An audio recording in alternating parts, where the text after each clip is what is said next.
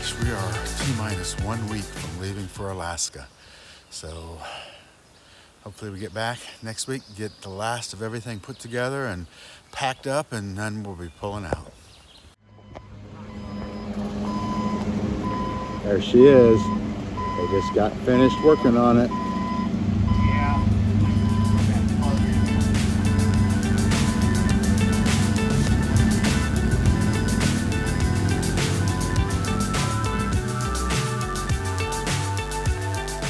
It looks like somebody's trying to hitch a ride. Okay, we're here at Maumee Bay State Park, just around the corner from our house. We've been mooch stalking for the last 4 or 5 days, and now we're gonna stay at Maumee Bay for 5 or 6 days. And we're just dumping our tanks, getting all cleaned out, so we're ready to go for another week. But we didn't just sit at the campground. We had a little bit of time to spend there, but we still had a lot of stuff to do.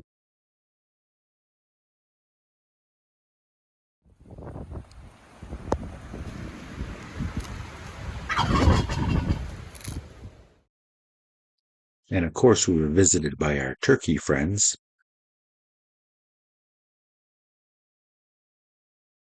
We see these guys every time we stay at Maumee Bay State Park.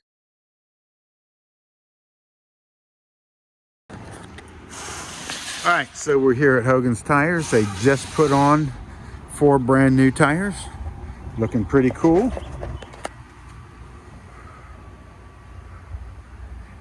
Nice, nice, nice, nice. Okay, cool beans.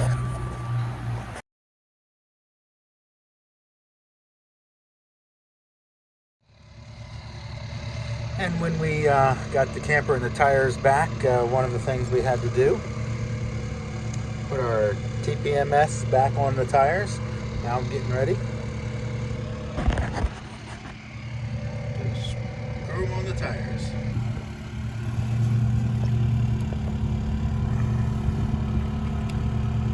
Put that all the way on. Put that all the way on.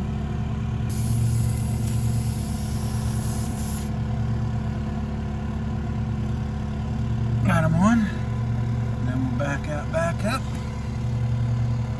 Torque them down. There we go. So we got our 30-gallon water bladder, and the 30-gallon water bladder allows us to get water put in the RV from remote locations. We also got the telescoping ladder. We purchased it. Both of these were purchased when we were back at Maumee Bay State Park. We knew that we were going to be doing a lot of long-term dry camping, and so there were several things that we wanted to get, and these were probably the first 2 purchases. So this is a Berkey-like water system. It's got the 2 water filters on the top and 2 water filters on the bottom, and so we have our outside water filter that every time we put water in the RV, we filter it. Then it comes through there, we filter it again through here. Sometimes we do that with water jugs, but the water jugs that we fill through our initial filter. So this is actually the second filter. And then we also have the Brita inside the refrigerator, which is a 3rd filter. So we are filtering our water, our drinking water, 3 times, and that's important. So, but we do have the drinking water system worked out, so we're good to go.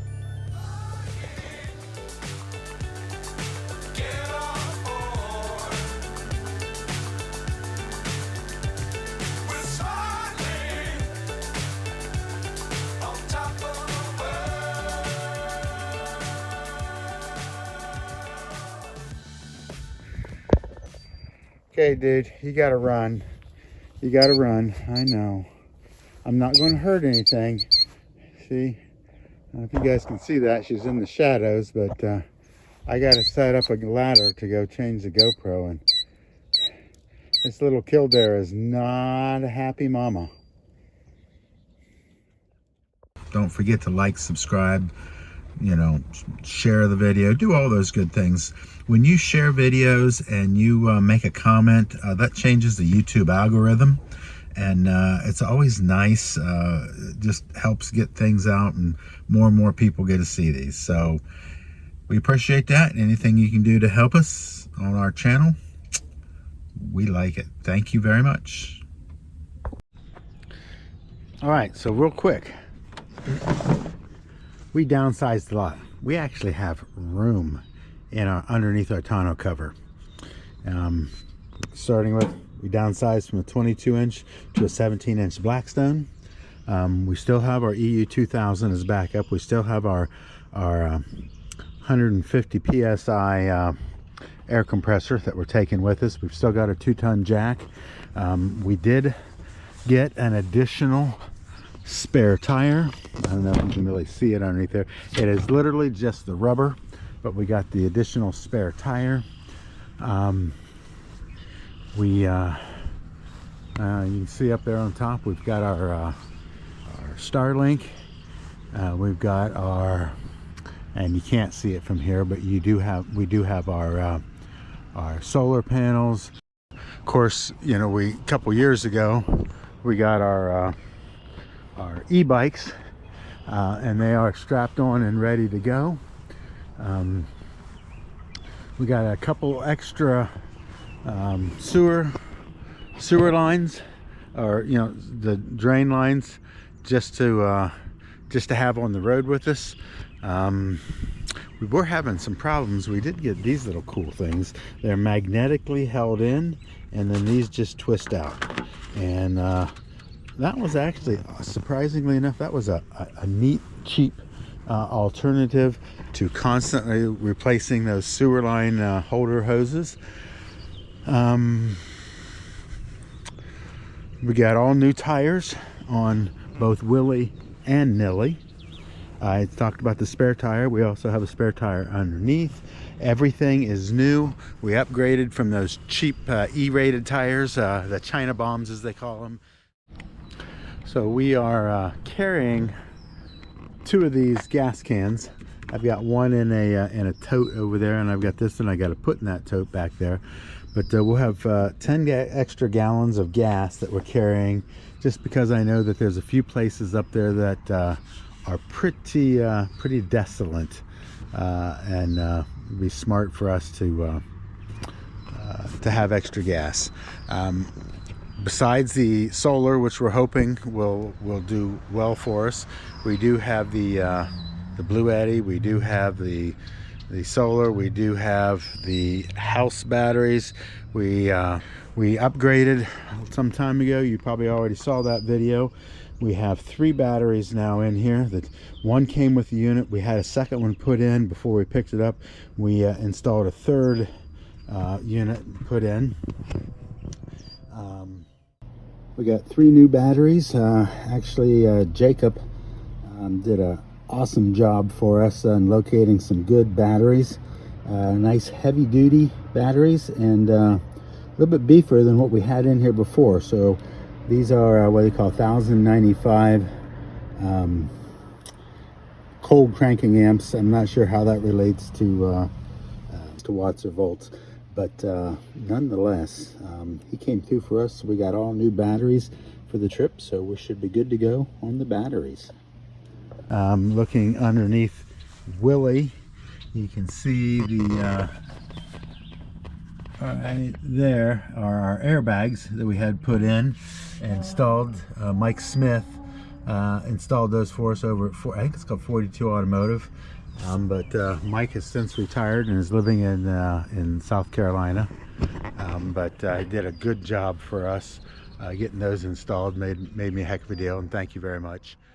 We took it to an RV dealer, and even though we scheduled this in February to bring it in the end of April, and then we called them 10 or 11 days before, and had all these plans, they pretty much basically we had no brakes when we left the dealership that did all the service and all the repairs. Well, we tried to take it back to the dealership, and then they said, oh, sorry, we've got people who've been waiting for months to get in.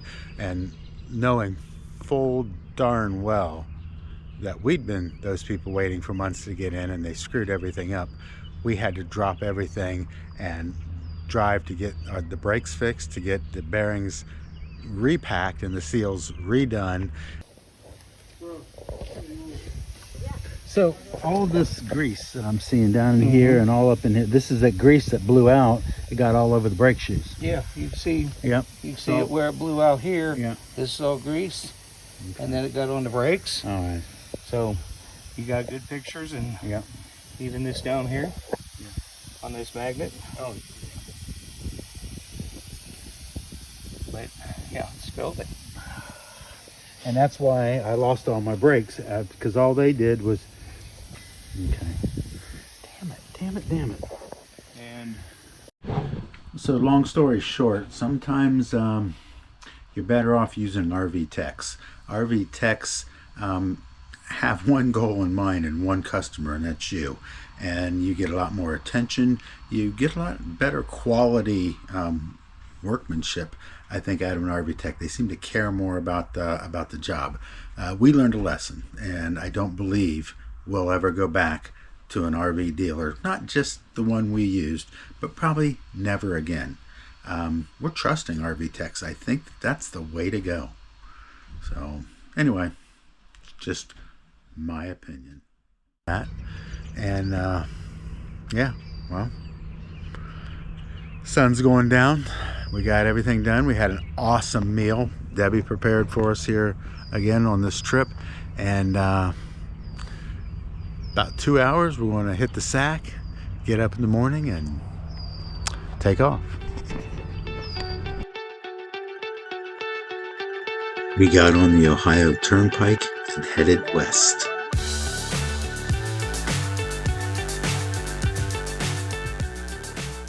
Our first night stop, we boondocked in the parking lot. And we're here at the RV Hall of Fame in Elkhart, Indiana.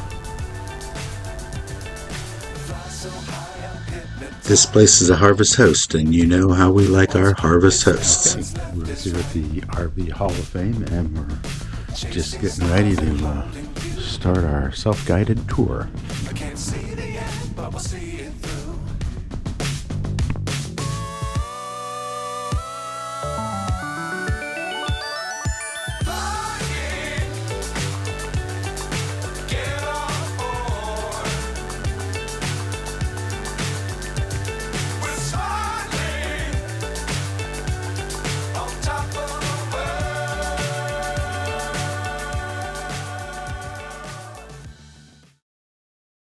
I think there were two other Harvest Host guests in the parking lot with us, but we got up the next morning to a rainy day, but that didn't dampen our spirits.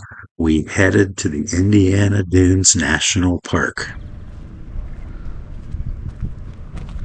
So we are at the Dunes National Park in northwestern Indiana. Whoa. There is a classroom of people coming. And this was a good stop. We spent about an hour there. I think we ate lunch in the parking lot. And then we wrapped things up and hit the road again. Dangerous times, don't fly too high.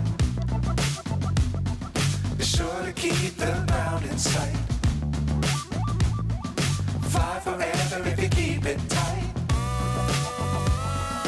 Love the world, but keep the sky on your mind. We're traveling through Chicago today, day 3 of our trip to Alaska. And that was the Chicago skyline, but it was really far away. We're heading to Rockport, Illinois. Our first brake lights in Chicago traffic on our way to Rockford, Illinois. We'll see how long this takes. And there is downtown Chicago.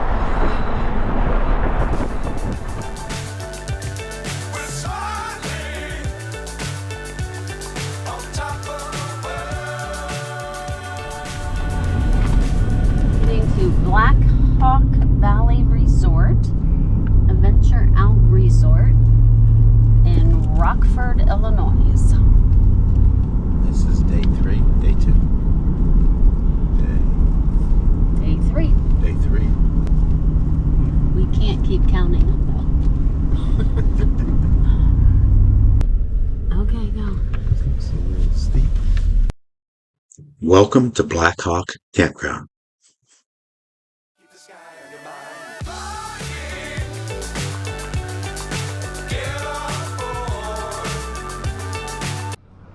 A lot of times, first thing we do when we get to a campground is get our e-bikes out and check it out. It's a pretty cool campground.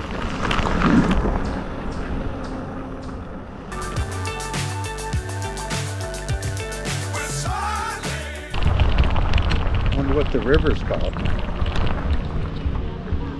It's a pretty good sized river or creek or whatever the Kishwaukee River.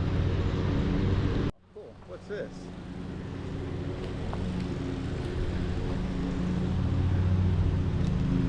Oh, that's kind of cool. Keep the campfire burning, dear friends, until we meet again. Family of Dennis Oltz, O-L-T-Z, Oltz. That's kind of cool.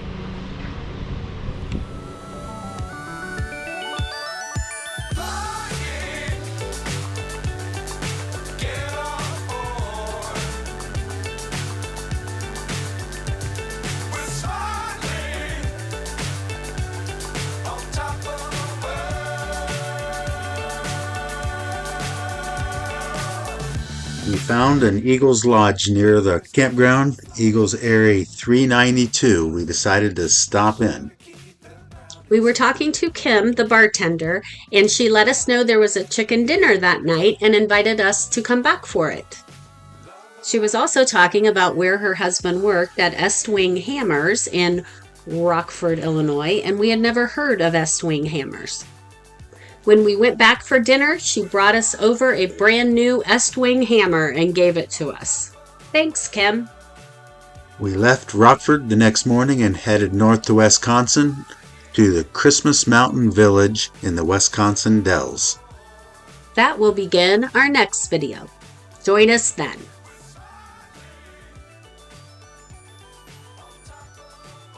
Our summer trip to Alaska has begun. Cheers, everybody!